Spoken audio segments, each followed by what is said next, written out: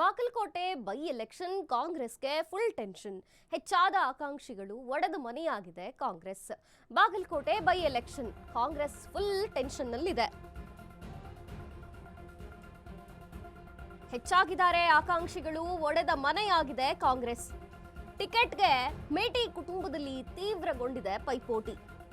HY ಮೇಟಿ ನಿಧನದಿಂದ ತೆರವಾಗಿರುವಂತಹ ಈ ಕ್ಷೇತ್ರ ಪಟ್ಟು ಬಿಡದೆ ಮೇಟಿಯ ಕಿರಿಯ ಪುತ್ರಿ ಮಹಾದೇವಿ ಮೇಟಿ ಪೈಪೋಟಿಗೆ ಇಳಿದಿದ್ದಾರೆ. ಟಿಕೆಟ್ಗಾಗಿ ಬಾಗಲಕೋಟೆಯಲ್ಲಿ ಬಣ ರಾಜಕೀಯ. HY ಮೇಟಿ ಮತ್ತು CM ಆಪ್ತ ಹೊಳಬಸು ಶೆಟ್ಟರ್ ಗುಂಪು ಇದು. ಮಹಾದೇವಿ ಮೇಟಿ ಪರ ಮತ್ತೊಂದು ಗುಂಪು ಕೂಡ ಬೆಂಬಲ ನೀಡುತ್ತಿದೆ.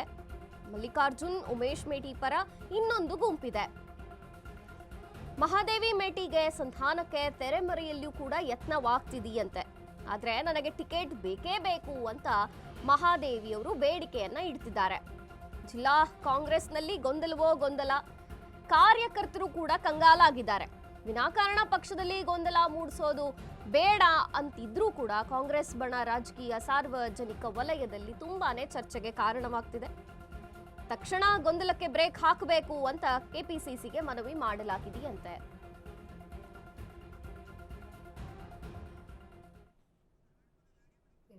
ಮೂವತ್ತು ವರ್ಷದಿಂದ ನಮ್ಮ ತಂದೆಯವ್ರ ಜೋಡಿ ನಾನು ರಾಜಕೀಯ ಮಾಡೀನಿ. ರಾಜಕೀಯ ಬಂದಿಲ್ಲ ಅಂತಲ್ಲ, ಇವತ್ತು ಬಂದಾಳ ಇವತ್ತು ಮಾಡ್ತಾಳ ಅಂತಲ್ಲ. ನಮ್ಮ ತಂದೆಯವ್ರು ಇದ್ದೊತ್ನಾಗ ನಾವು ಮಕ್ಕಳು ಮುಂದೆ ಬರೋದು ಸರಿ ಕಾಣೋದಿಲ್ಲ ಅಂತ ನಾವು ಮಾಡಿಲ್ಲ. ಈ ನಮ್ಮ ಬ್ರದರ್ಸ್ ಎಲ್ಲ ಇದ್ದರು, ನಮ್ಮ ಸಿಸ್ಟ್ರು ನಮ್ಮ ಬ್ರದರ್ ಇದ್ದರು, ಅವ್ರು ಮಾಡ್ಕೊಂಡು ಹೋಗ್ತಾರ ಅಂತ ಅಂದ್ಕೊಂಡು ನಾವು ಸುಮ್ಮಿದ್ವಿ. ಅವರು ಒಬ್ಬರು ಕಪಿಮುಷ್ಟಿಯಲ್ಲಿ ಅವ್ರು ಹೇಳ್ದಂಗೆ ಕೇಳ್ಕೊಂಡು ಉಳಿಗುಡು ವ್ಯಕ್ತಿ ಸಹಾಯದಿಂದ ರಾಜಕೀಯ ಮಾಡಕತ್ರ ಅಂತ ನಾ ಮುಂದೆ ಬರಬೇಕಾಯ್ತು. ಅಪ್ಪಾರೆಲ್ಲ ಇದ್ದಾಗ ಜನರನ್ನ ಹಚ್ಕೊಂಡು ಜನರು ಮಾಡ್ಕೊಂಡು ಹೋಗಿದ್ರು.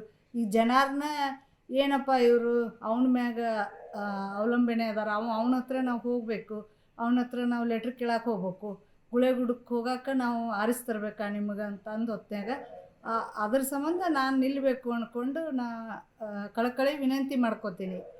ಈ ಬಗ್ಗೆ ಯಾರಿಗೆ ಭೇಟಿಯಾಗಿರಿ? ಈಗ ಸಿದ್ದರಾಮಯ್ಯವ್ರಿಗೆ ಅಲ್ಲಿ ಅವ್ರಿಗೆ ಇನ್ನೂ ಆಗಿಲ್ಲ, ಇನ್ನು ಮುಂದೆ ಆಗ್ಬೇಕಂತ ಅಂದ್ಕೊಂಡೀನಿ ರೀ ನಾನು ಸಿದ್ದರಾಮಯ್ಯ ಸಾಹೇಬರಿಗೆ. ಬಾಗಲಕೋಟೆ ವಿಧಾನಸಭಾ ಮತಕ್ಷೇತ್ರದಲ್ಲಿ ನಡೀತಕ್ಕಂಥ ಈ ಟಿಕೆಟ್ ಗೊಂದಲದ ಬಗ್ಗೆ ಏನು ಹೇಳ್ಬೇಕಂದ್ರೆ, ಶ್ರೀಮತಿ ಮಹಾದೇವಿ ಮೇಟಿ ಅವರ ಈ ಒಂದು ಫೇಸ್ಬುಕ್ ಮತ್ತು ಇನ್ಸ್ಟಾಗ್ರಾಮ್ ಮೀಡಿಯಾಗಳಲ್ಲಿ ಬರ್ತಿರ್ತಕ್ಕಂಥ ಮಾಹಿತಿ ಅತ್ಯಂತ ಖೇದಕರ. ಜಿಲ್ಲೆಯ ಮತ್ತು ಉತ್ತರ ಕರ್ನಾಟಕ ಭಾಗದ ಒಬ್ಬ ಅತ್ಯಂತ ಪ್ರಭಾವಿ ಲಿಂಗಾಯತ ಮುಖಂಡರಾಗಿರ್ತಕ್ಕಂಥ ಹೊಳೆಬಸು ಶೆಟ್ಟರ್ ಅವ್ರ ವಿರುದ್ಧ ಇವ್ರೇನ್ ನಿರಾಧಾರ ಆರೋಪಗಳನ್ನ ಹೆಸರೆತ್ತದೆ ಮಾಡಾಕತ್ತಾರಲ್ಲ, ಇದು ಅತ್ಯಂತ ಖಂಡನೀಯ. ಅವರಿಗೆ ವೈಯಕ್ತಿಕವಾಗಿ ಮಹಾದೇವಿ ಮೇಟಿ ಅವರಿಗೆ ಇದು ಘನತೆಗೆ ತಕ್ಕದ್ದಲ್ಲ, ಅವ್ರ ಗೌರವಕ್ಕೂ ಇದು ಸರಿಯಲ್ಲ. ಕಾಂಗ್ರೆಸ್ ಪಕ್ಷ ಮೇಟಿ ಅವರ ಕುಟುಂಬಕ್ಕೆ ಯಾರಿಗೇ ಟಿಕೆಟ್ ಕೊಟ್ಟರು ಸಹ ಎಲ್ಲ ಕಾರ್ಯಕರ್ತರು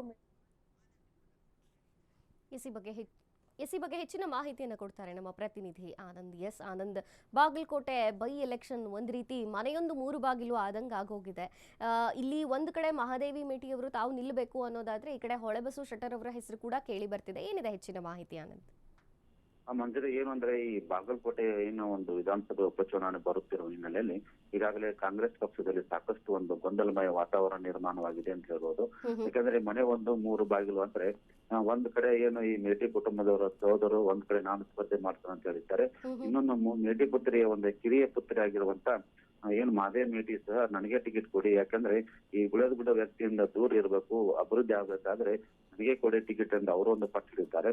ಇನ್ನೊಂದು ಕಡೆ ಏನಂದ್ರೆ ಈ ಹೊಳೆಬಸು ಶೆಟ್ಟರ್ ಸಹ ಅವರು ತಮ್ಮದೇ ಆದಂತ ಒಂದು ಪ್ರತಿಷ್ಠೆ ತೋರಿಸುವ ಹಿನ್ನೆಲೆಯಲ್ಲಿ ಅವರು ಸಹ ಯಾರಿಗೆ ಟಿಕೆಟ್ ನೀಡಿಸಬೇಕು ಎಂಬ ಉದ್ದೇಶದಿಂದ ಅವರು ಸಹ ಒಂದು ತಂತ್ರ ಮಾಡಿದ್ದಾರೆ.